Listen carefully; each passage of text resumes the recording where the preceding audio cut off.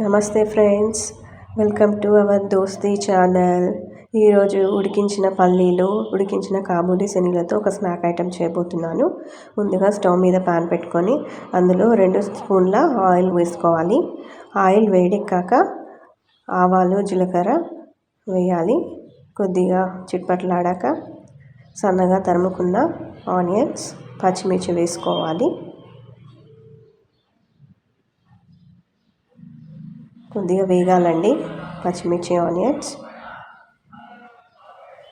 Onions కొద్దిగా brown కలర్లోకి రావాలి. ఇప్పుడు కరివేపాకు యాడ్ చేసుకుందాము.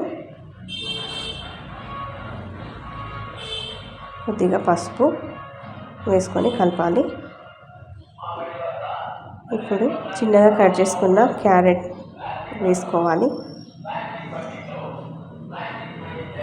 క్యారెట్ కొద్దిగా వేగాక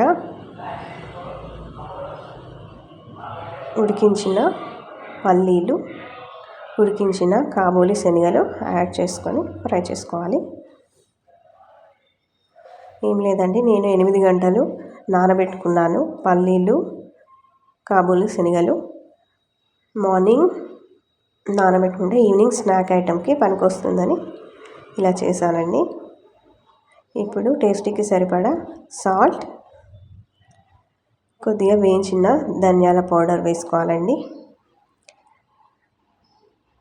స్ప్రింగ్ ఆనియన్స్, కొత్తిమీర వేసుకొని కలపాలి. స్నాక్ ఐటెం రెడీ అయిపోయిందండి. దీన్ని ఒక బౌల్లోకి తీసుకుందాము. స్నాక్ ఐటెం రెడీ అయిపోయింది.